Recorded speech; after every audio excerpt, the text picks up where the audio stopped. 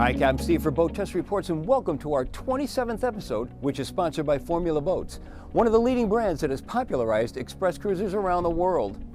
This week, we'll continue our buyer's guide for express cruisers with part 2 and bring you up to date on the latest goings-on in recreational boating. Outboard manufacturer Suzuki has launched its Clean Ocean project and, as part of it, has developed the first microplastics collection system for outboard engines. The system consists of an inline filter installed on the engine's cooling water outlet and collects microplastics and other tiny bits of debris pulled into the engine as it runs.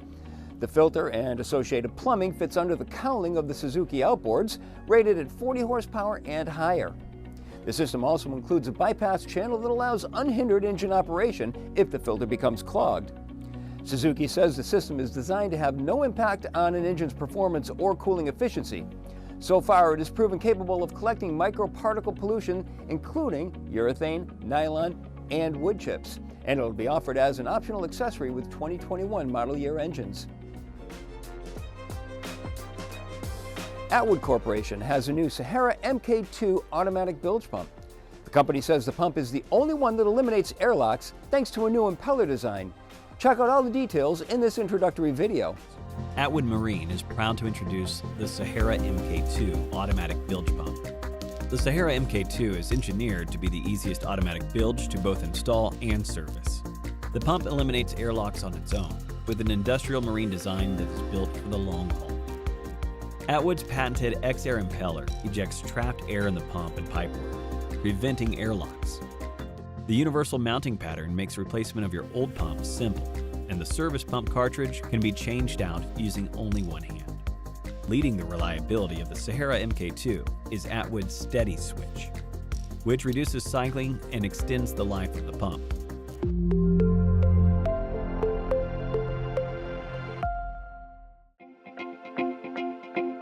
These days, many boats do not have an anchor cleat on the center line by the stem and instead have cleats port and starboard for the anchor rode. Here's one on the center line. That's the way it should be. Even if they do have cleats on the center line, the chocks are way to the outside, so the anchor line is still not going out the center of the boat. The problem is that when one or the other is used, the boat will sail back and forth while at anchor. A good solution is to tie another line to center that anchor rode, and here's how it's done. Go across the anchor line, go around once, twice, maybe even a third. Lined up nice and neatly, go back across and then tuck. And there's your knot. Okay, now center it.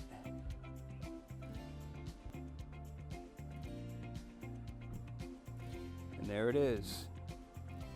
Now walk away all proud of yourself. Today's episode is sponsored by Formula Boats, one of the leading brands that has popularized express cruisers around the world, and one of the few major brands that are still family owned and operated. With over 60 years of ongoing advancement in marine manufacturing, Formula's tradition of excellence continues to surpass expectations with the ultimate goal of providing consistently gratifying experiences on the water with friends and family. Now in their 5th decade as company principals, the Porter family has positioned Formula as the leader in the industry. As lifelong boaters, the Porters realize that time spent on the water brings the greatest pleasure when a boat performs well and is engineered to a singular standard of excellence. As they share ideas and continue to share good times on the water together, they insist on the highest quality product and responsive, customer-oriented service. Strongly committed as owner-managers, the second-generation Porters now lead the company, and the third generation has joined them, advancing the family vision. With Scott Porter as president and 3 of his brothers and sister in executive positions, the family works together for continuous product improvement. Chairman Emeritus Vic Porter still vigorously advances Formula's mission of premium quality, styling, and performance. The Porters invite you to join the ever-growing family of boaters who experience a reassuring difference with Formula. This difference is the result of fine-tuned design, authentic craftsmanship, and a company-wide insistence on excellence. It means you'll enjoy more priceless moments with family and friends each time you boat. The Porter family wouldn't settle for less, and neither should you. Break free from the ordinary. Choose Formula.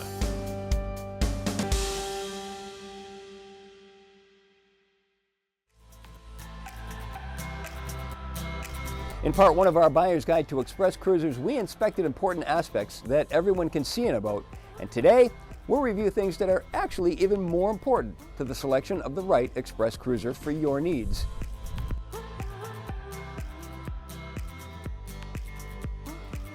Let's start with the engine room. Typically, the engine room on express boats is under the cockpit sole. So question number one is access. Is it easy, adequate, or tight? Can you crawl around to get to all of the sea cocks, sea strainers, fuel filters, and fluid checks? Only you can answer that question, because owners come in all different sizes. In larger boats, the engines may be under the galley or the salon, in which case they may have more headroom, but all of the same questions apply.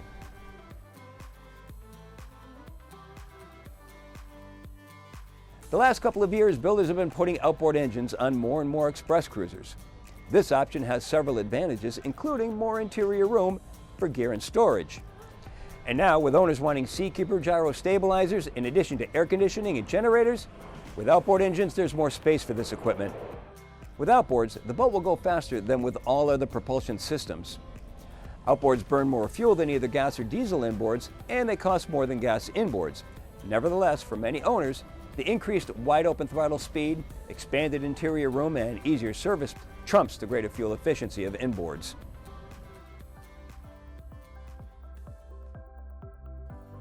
Some builders of smaller express cruisers give owners a choice of gas or diesel engines.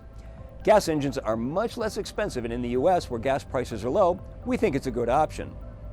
Gas-powered stern-drive boats are particularly good performers. Larger, heavier boats require engines with more torque, which means diesel engines. And certainly, European boats will opt for diesel as gas is cost prohibitive.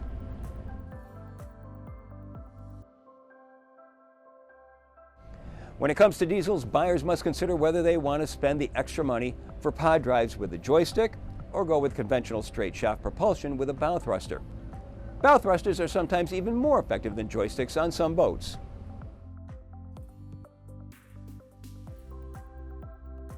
So now that you've decided on the configurations of the express cruiser layout and propulsion system, it's time to examine the basic specs, which are length, beam, tank capacities, and displacement. The first thing you should know is that not all 40-foot boats are 40 feet. Today, most builders refer to their length overall, or LOA, in the boat's model designation, but that's not always a good way to compare boats, because some builders use length on deck or the ISO length of the hull measurement. Yet another measurement, which you will rarely see but is the most important of all, is the waterline length, because this tells you how much of the hull is actually in the water.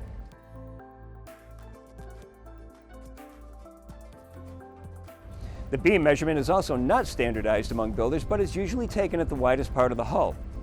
The greater the beam, the more interior room the boat should have.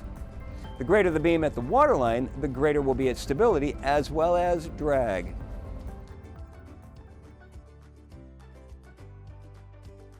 Tankage is important and depends on how you're going to use the boat. In virtually all production boats, tank sizes are fixed and not optional, so you must consider if your mission for the boat matches the builder's. If it is strictly for day boating, then small tank capacities are fine and will make the boat lighter and save fuel. However, if the boat's going to be used for distance cruising, you must look at boat test fuel consumption charts and see what the endurance is for the speeds you intend to operate the boat at. Also, will you be going long distances and anchoring out, or will you be marina hopping, where there's always fuel and water available? The 3 or 4 tanks in a boat will be fuel, water, holding, and in some boats, they'll have separate gray water tanks. In regard to fuel tanks, what material is the tank made of? Fiberglass fuel tanks are the best material, but are difficult to make and are also costly. Most builders use aluminum fuel tanks, which are fine so long as they don't sit in bilge water or pool water on the top surface, because aluminum can corrode. Some builders use polypropylene tanks because they won't rust and are lightweight. Open dayboat express boats designed to go fast will have a sharp bow to slice through waves and a modified V-bottom that generally has from 18 to 21 degrees of dead rise at the transom. This is a good compromise between riding comfort in the chop and speed. Larger, heavier, full cabin express cruisers will likely have a lower dead rise at the transom because they're not intended to go so fast and are designed for more stability at rest, and a flatter V aft makes it more fuel efficient.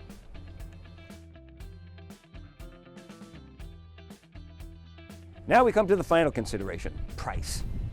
Why do some boats cost a lot less than others that are the same length?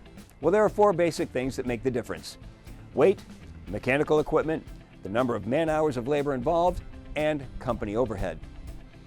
Weight or displacement is determined by the amount of material in the hull, substructures, joinery work, and equipment on board. Heavy boats generally ride better than lighter ones, but it will be more costly to build and in terms of fuel consumption. Mechanical equipment like diesel engines, generators, pod drives, stabilizers, air conditioning, a plethora of electronics, and electrically actuated devices will all add to a boat's cost. The largest variable among comparable boats are the number of man-hours in a boat's construction and their cost. Production line construction of manufactured wood is less costly than exquisitely finished joinery work of exotic teak and mahogany. All builders want to give a good value no matter what their price point, and generally you get what you pay for.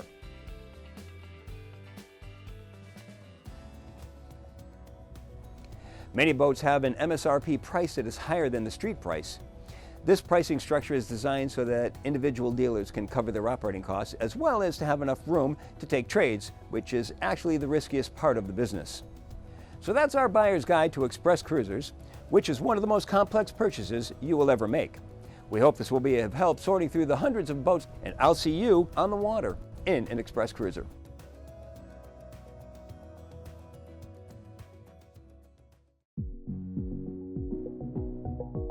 Now here's another question from the captain's exam. The command "meet her" means the helmsman should A. decrease the rudder angle, B. steer more carefully, C. use rudder to slow the vessel's swing, or D. note the course and steady on that heading. And the answer is C. Use the rudder to slow the vessel's swing. It's intended to slow or stop the turn without steadying on a specific course. This command is usually given as the vessel is nearing the desired course during a large turn, and also it will normally be followed by the command "steady as you go" or "steady on course." Well, if you like this episode of Boat Test Reports, please tell your friends and neighbors and suggest that they sign up for Boat Test newsletter.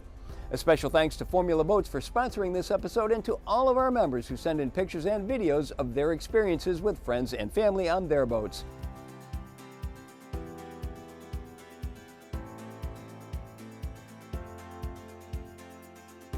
For Boat Test Reports, I'm Captain Steve.